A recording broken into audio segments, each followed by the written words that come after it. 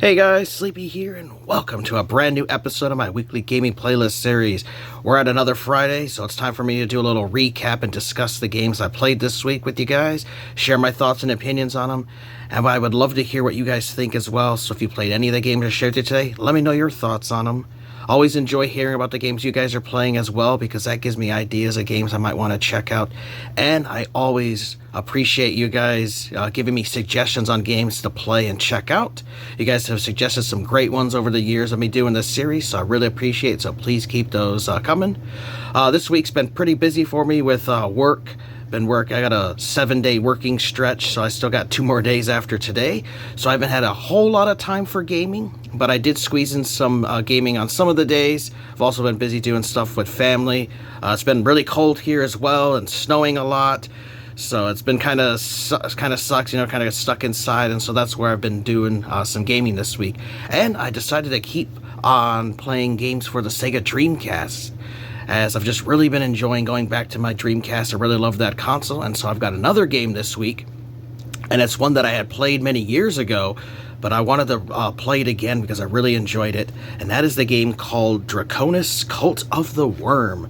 Now this is a cool third-person action RPG released for the Sega Dreamcast. This is a Crave Entertainment, Interplay, just an old classic video game created by Treyarch. The ones that went on to do the Call of Duty games. So they actually did a third-person action RPG. Now I'll read you guys from the back. Embark on an epic quest to unite the shattered kingdoms of humanity. Bring a knowledge of the arcane arts and a mastery of deadly swordplay to bear on the evil that jeopardizes these last bastions of civilization. The vile Dragon Lord has returned, and in his shadow of impending doom, an unholy pestilence threatens all mankind. There's 15 huge indoor and outdoor locations, so there are 15 levels that are kind of like open world areas for you to explore, but there are still, an overall linear path for you to complete. There's over 30 fierce enemies, including the incredible detailed arch enemies like the Insect Queen and Dragon Lord. So there are bosses in the game, which is really cool, and some little sub bosses as well. Play as a warrior or sorceress and take advantage of their unique abilities. So there actually are 2 characters you can play as. Senric the warrior, which is the one I actually played when I played the game originally, and then you have Eowyn with the sorceress, and I'm playing as Eowyn this time as I'm playing through the game because I'm a huge fan of magic characters, mages, wizards, sorcerers, sorceresses. I always enjoyed playing as a magic character, so I wanted to play through the game as her this time.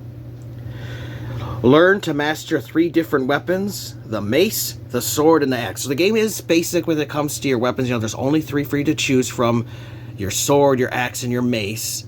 But you do get all 3 in your adventure, and it really comes down to your own play style because they all have their own strengths and weaknesses. It's really just down to what you like to use, but you will get all 3 eventually.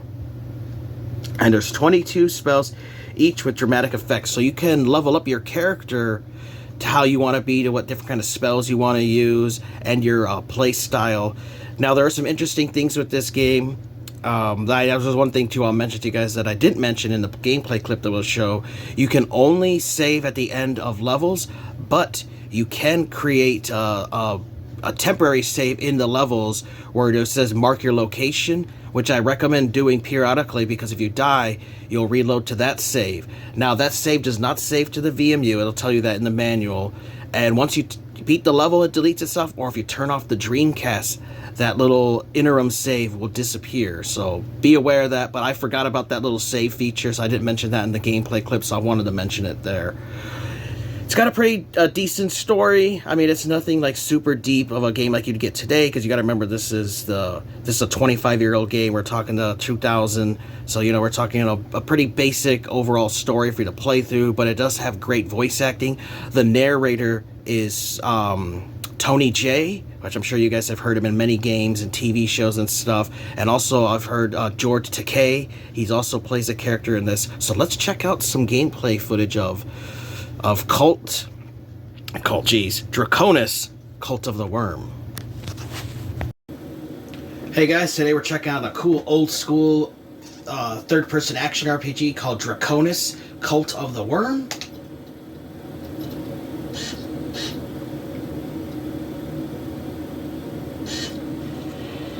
got a pretty badass little intro sequence here with a red sky and burning dead bodies everywhere, and it kind of gives you a setting of the mood of what the world is like.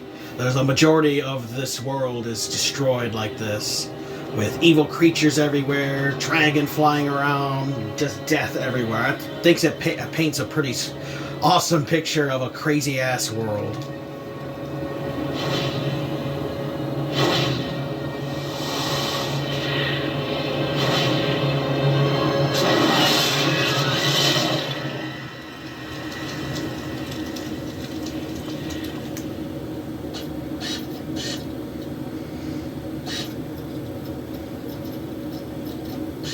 And then that leads you right into the main title screen. We're going to do new game, load game, go to the options.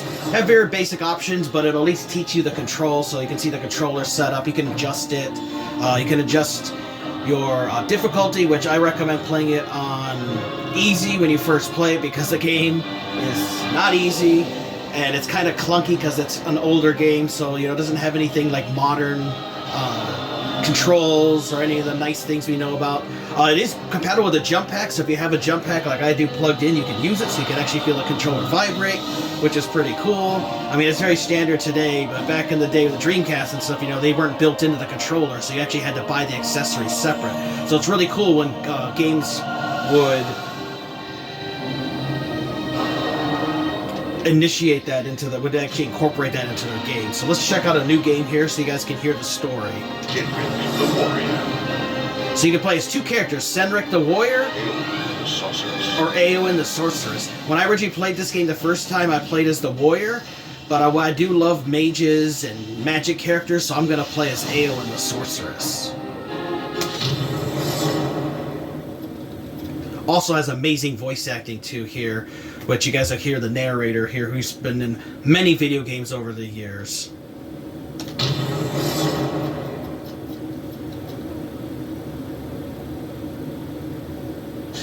The old Parthian Empire was devastated by the Backlash. Just more than 100 years ago, the magical destruction ended mankind's golden age. Its magnificent cities gone, its mighty wizards and wise sages annihilated. Since the Backlash, life became cheap and peace hard to come by. The nether races came out from their wasteland hiding places and relentlessly raided and pillaged where and whenever they pleased. Civilization barely held on. Recently, however, there has been an unusual increase in the raiding activities of goblins and Krugen in our area. Increased guards and patrols maintain our borders, but the highly coordinated nature of the attacks betrays a deeper evil. The Oracle has determined that Raka, the stone giant responsible for the ignominious slaughter at Taris Null, has been organizing the various humanoid tribes and is succeeding in increasing his territory and sphere of power. To further exacerbate Raka's threat, he has managed to reactivate the castle Zephron, the ancient flying castle of the Elvish Lords. We're concerned that if he is not dealt with swiftly, he will be able to coordinate an invasion that could upset the fragile stability of the kingdom. The Earth Rune is the key to neutralizing the castle, but its three parts are hidden in different locations in the Darkwood Forest. The heart is one of the three artifacts we will need to assemble the Earth Rune, which will allow us to regain control of Castle Zephron. The elves are good allies of ours, and have already agreed to lend us the heart for the purpose of defeating Raka. You will meet with a colleague of mine, an elf named Ansori. We must reassemble the components of the Earth Rune, then use it to anchor the castle before Raka has time to cause more damage.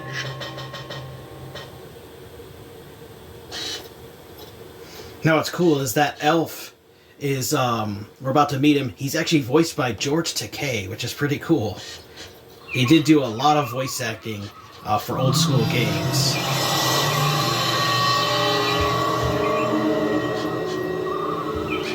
So you got pretty decent graphics. We're talking about an old 25-year-old Dreamcast game. Your stick controls the character. Your X button does an attack. Y does your spells. B, jumps, and the A button will block, but it also is your action button to open doors, switches, that kind of thing. Now the game does look kind of dark on modern TVs. You know, this is a more modern TV. So I would recommend adjusting your brightness setting, which I will show you guys when we get to a little bit darker area. I have a special setting made just for playing old consoles on this TV that I had tweaked that makes it much easier to see. But let's go meet him so you guys can hear some more of the story and the tutorial here, this first level. Welcome to Selenarin. I'm Ansorin. Stendhal has kept me updated on your progress, young Dragonsbane. The area where we keep the heart is behind me. Follow me across the bridge and I'll show you around. So this first level tutorial just basically teaching you how to play the game. Has really good voice actors. There's a variety of voice actors, which I think they did a fantastic job. It's got great music. It's also got great sound effects for like the swords and the creatures and when enemies and when you get hit. So definitely is a fun little game.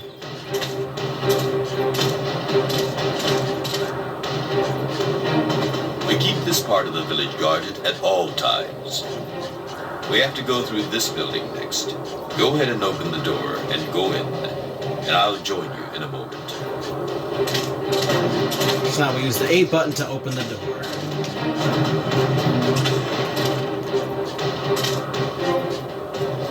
What is that thing? It's a blessing wisp. Wisps are magical creatures who live in an entirely different plane of existence.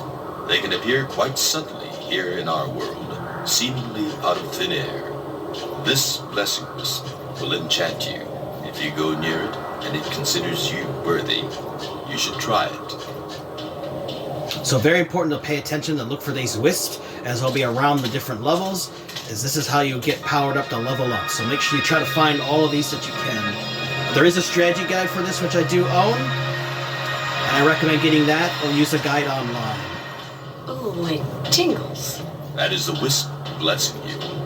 After every mission you complete, you are able to improve your skills. For every 5 blessing wisps you find, you'll get an additional improvement. You should also be aware of healing wisps, which can cure your wounds. The healing wisps are red, while blessing wisps are blue.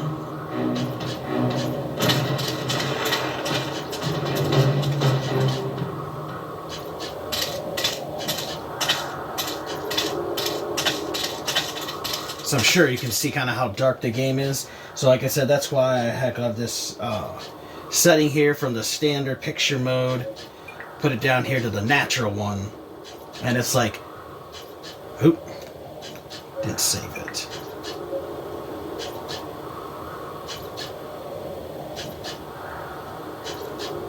There we go. Makes the game much easier to see, because it's very difficult when it's super dark. Let me take you to the heart now. It is this way. Wait! What's going on over there? Now we're going to get into our first combat here with 2 enemies. Impossible. How did they get into the sacred area? I have to go warn the rest of the village. You should track down those 2 creatures and see if the heart is in danger.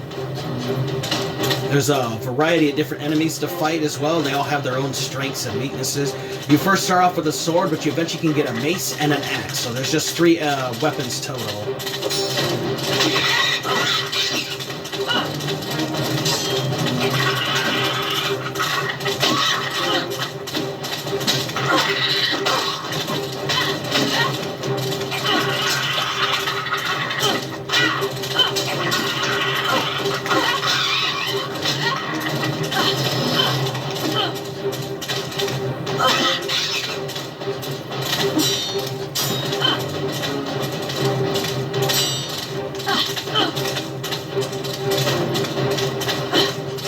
So combat can take a bit to get used to. As you see, it's a little clunky. I mean, we are talking an old school game. So it just takes a little bit to get used to. Ooh, he dropped a healing potion. So I can use the Y button to heal myself when I need to. But you can see my overall health is at 860. Now, some enemies will drop little hearts, and you collect those in battle, and those will heal you.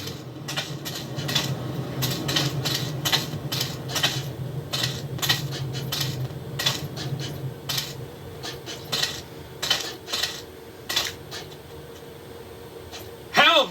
Help me!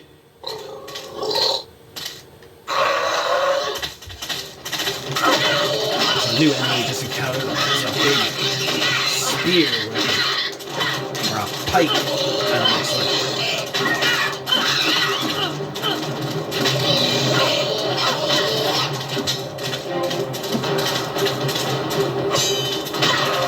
You gotta watch, because enemies, when you get multiple ones, will try to flank you, as you'll see them do.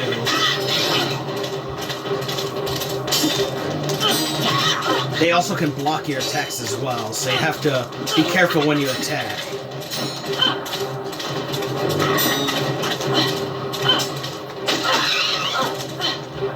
You do have different attacks at your disposal, and you can also do combos and stuff, and you'll learn new attacks and stuff as you play through the game and level up. Now, the only time you can save is at the end of a level you complete, so you can't just save it any time you want to, just so you guys are aware. You have to save at the end of a level, and that's when you're able to get upgrades and stuff. Yes, friend, I am Delvar. I was only an apprentice keeper, though. I'm afraid that I'm not going to be much help to you. I do know that you need to know the password in order to get the heart from the tree. You must find Golemar, the head keeper. Hurry before it's too late.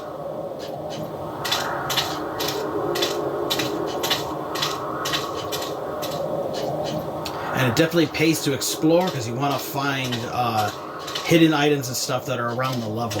So you don't want to just rush through the game. You can also get mobbed by enemies too if you aren't careful. The camera will change when you get to enemies.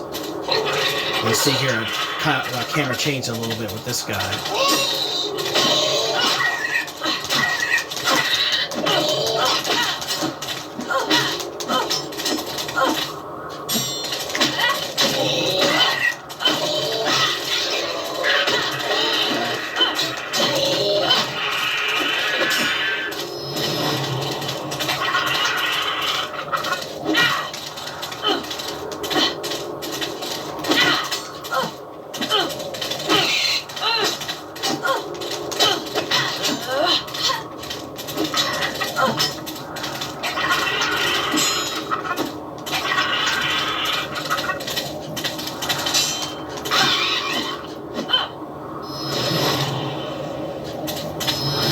Ooh, got a key. Need that for a locked door. Here's another wisp here.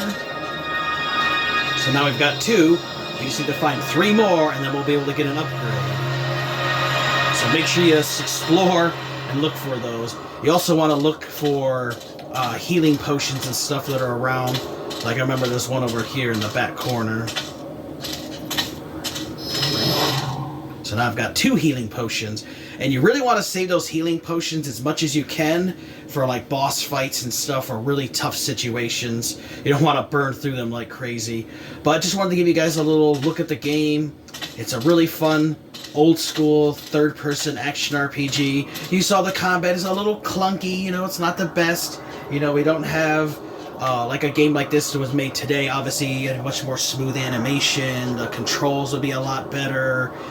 We just don't have the luxury of the modern niceties that you have in today's games. So you have to go into that playing this game, realize, you know, you're playing a 25-year-old game, so you're going to have a control scheme that was pretty advanced for that time. But just after you play for a few minutes, you know, give yourself some time to get oriented to it. You should be able to play it. I'm having a lot of fun with it. And like I said, I do recommend getting the strategy guide for this so you can get all the secrets and don't miss anything in the levels, or you can always find a guide online. But definitely think you guys should check out Draconus, Cult of the Wyrm. Hope you guys enjoyed that look at Draconus, Cult of the Wyrm. A really fun game that I definitely think you guys should check out. It is exclusive to the Dreamcast. Now, unfortunately, this game has become very pricey. When I bought this copy years ago, it was like $5 game at FuncoLand. Very cheap.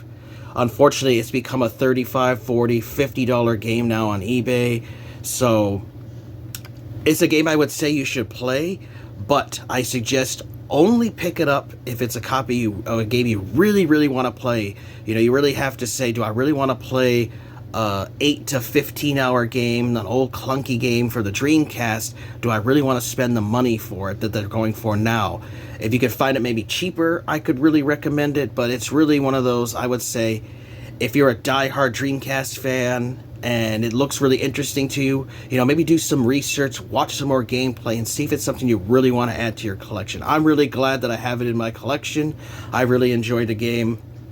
I would spend about no more than like $40 for the game personally, because I do really enjoy it from playing it before.